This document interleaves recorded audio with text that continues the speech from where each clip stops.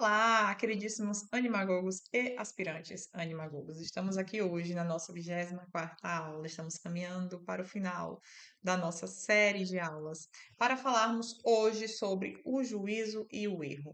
Marina, o que que isso quer dizer? Olha só, na parte 7 do livro 3 do De Anima, Aristóteles entra aqui no núcleo mais próprio da atividade intelectual humana, que é o juízo. Então, depois que ele distingue sensação, imaginação, intelecto, depois que ele mostra para nós que existe um princípio ativo no conhecimento, ele agora se pergunta onde, propriamente, se encontram o verdadeiro e o falso. E a resposta é simples e certeira. O verdadeiro e o falso não está na simples apreensão, ele está na composição e divisão do intelecto. Então, Aristóteles distingue para nós aqui dois níveis do conhecimento intelectual. Existe um primeiro nível, que é essa simples apreensão, onde o intelecto capta uma forma. Então, eu capto o conceito de homem, eu capto o conceito de bem, eu capto o conceito de branco. E quando eu capto esse conceito, gente, percebam, o intelecto ele não precisa nem afirmar, nem negar nada. Ele simplesmente capta o conceito. Ok? Então, aqui não há juízo. Aqui há simples apreensão. E justamente por haver simples apreensão, por eu não afirmar ou negar nada, neste nível não existe erro, ok? Porque ainda não existe juízo. Ali o intelecto está simplesmente apreendendo aquilo que é. No entanto, existe um segundo nível, propriamente intelectual, que é o juízo. Aqui, o intelecto não só apreende, mas ele afirma ou nega algo de alguma coisa. Então, aqui ele afirma isto é bom, aqui ele afirma isto é falso, aqui ele afirma tal pessoa é justa. E é justamente neste ato de composição e divisão que surgem o verdadeiro e o falso. E aqui, Aristóteles faz para nós uma afirmação de suma importância. Ele diz: olha, a verdade e o erro não estão nas coisas. A verdade e o erro estão no intelecto. Porque as coisas simplesmente são. Não existe erro nas coisas. Se a gente achar que a apreensão pode ter algo de falso, é como se eu dissesse que a forma apreendida naquela coisa foi colocada ali de forma equivocada. E quem colocou a forma naquela coisa? Deus, minha gente. Então não tem como a gente fazer uma afirmação desse tipo, ok? Então eu apreendo a coisa como ela é e a falsidade ou o verdadeiro eu afirmarei dos juízos que serão feitos depois disso pela razão. Ok? Então, isso aqui desloca o problema do erro do mundo para como o sujeito conhece aquela coisa. Ao mesmo tempo que Aristóteles vai nessa linha, ele mantém para nós também algo que já vinha sendo construído. O intelecto humano não opera sem imagens. Então, mesmo no juízo, ele depende das imagens fornecidas pela imaginação. Então, embora o erro esteja formalmente no intelecto, ok? Sobre essa composição e divisão, esse erro vem sendo como que preparado por aquilo que chega a ele a partir da experiência sensível e imaginativa. E aí Aristóteles também sugere para nós que existe uma diferença entre o conhecimento do simples e do composto. Então, certas realidades são apreendidas de modo indiviso, ok? Sem composição, e nesse caso não tem lugar para erro. Outras realidades exigem composição. Então, elas podem ser verdadeiras ou falsas. Então, isso indica que o erro não é inevitável, mas o erro está ligado a um tipo específico de operação intelectual. E o que é que Santo Tomás tem a nos dizer sobre isso, sobre o juízo e o erro? Vejam, aquilo que Aristóteles apresenta para nós aqui de um modo mais sintético, em São Tomás ganha uma precisão maior, especialmente no que diz respeito à natureza da verdade e do erro no intelecto. São Tomás começa os comentários dele reforçando essa distinção fundamental. Ele diz: olha, há no intelecto uma operação que não envolve composição, que é o quê? A simples apreensão.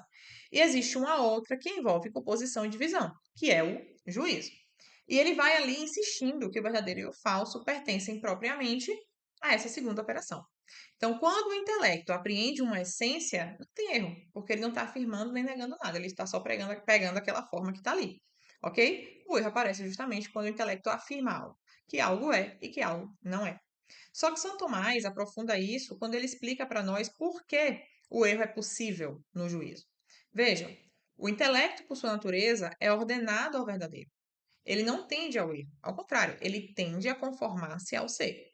Porém, como o conhecimento humano é discursivo, não é divino, não é angélico, é discursivo, ou seja, passa por essa composição, existe a possibilidade de o ser humano, dentro dessa atividade, ordenar mal os termos que o intelecto apreendeu.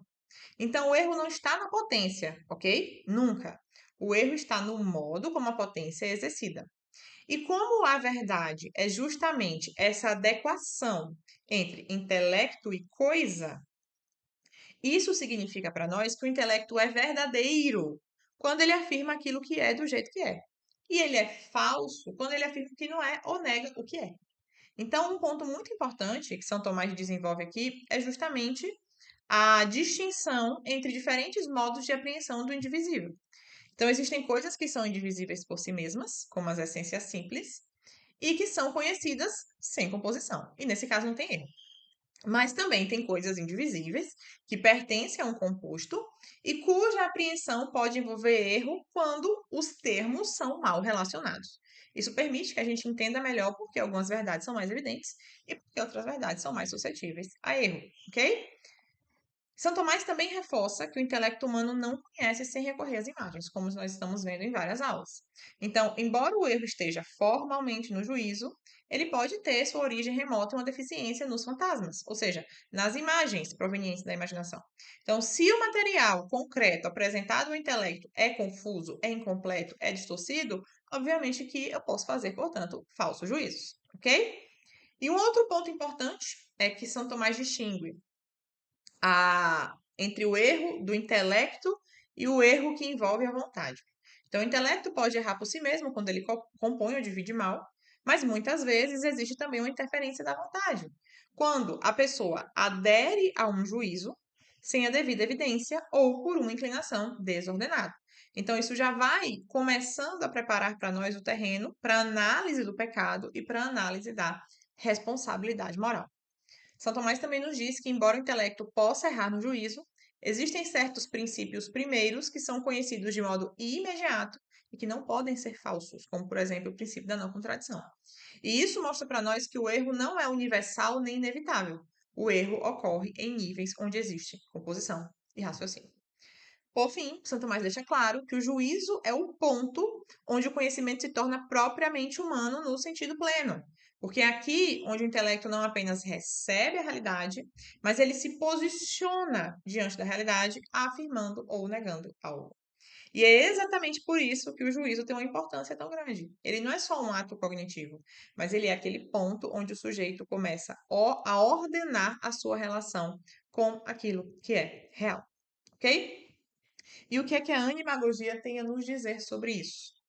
Bom, a síntese animagógica dessa parte pode ser expressa dessa forma: o homem não erra quando sente, o homem não erra quando imagina, o homem não erra quando apreende, o homem erra quando julga. Então, é justamente no juízo que o intelecto afirma ou nega algo da realidade. E é exatamente neste ato que surge o verdadeiro e o falso.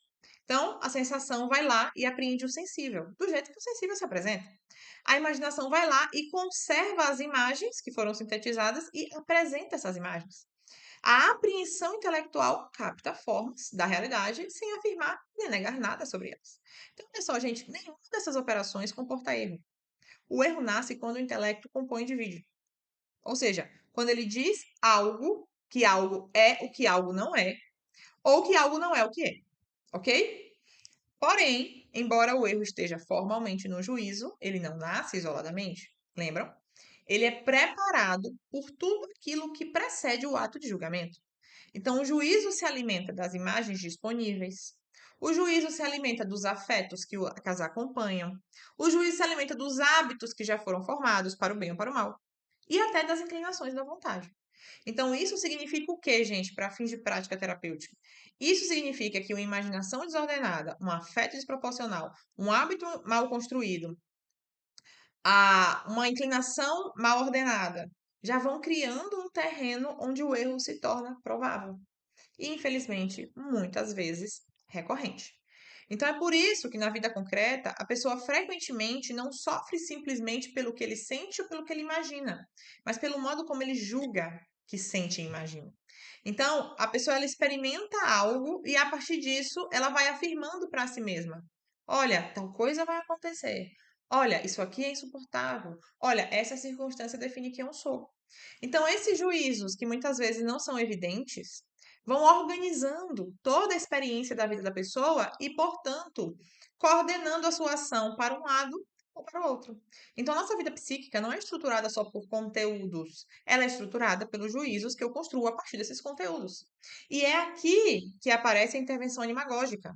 E é aqui que a gente percebe que essa intervenção não pode se limitar ao nível da experiência vivida e nem apenas ao nível da explicação racional abstrata. Então, eu preciso alcançar o nível do juízo, que é a intersecção entre as duas coisas, ajudando o sujeito a afirmar corretamente a realidade, a negar o que precisa ser negado e a compor de modo verdadeiro aquilo que ele vive. Mas isso não se faz só por argumentação. Porque o juízo não vai operar no vazio, gente. Ele depende da qualidade do campo imaginativo, ele depende da ordenação dos afetos, ele depende da estabilidade dos hábitos, ele depende da inclinação da vontade. Se eu não integro essas coisas, a pessoa pode até compreender um juízo mais verdadeiro, mas ela vai continuar vivendo segundo juízos antigos, que são sustentados por imagens, por inclinações desordenadas. Então, no fundo, essa parte aqui do livro 3 do Aristóteles, sobre o juízo e o erro, revela para nós que o homem não apenas conhece a realidade, mas ele se posiciona diante da realidade por meio do juízo. E mais do que isso, ele passa a viver dentro dessa afirmação. E é justamente por isso que a desordem psíquica não é só uma reação ao mundo, mas é uma construção interna. E uma construção interna sustentada por juízos reiterados. Então, a cura não pode consistir apenas em aliviar sintomas ou reorganizar comportamentos.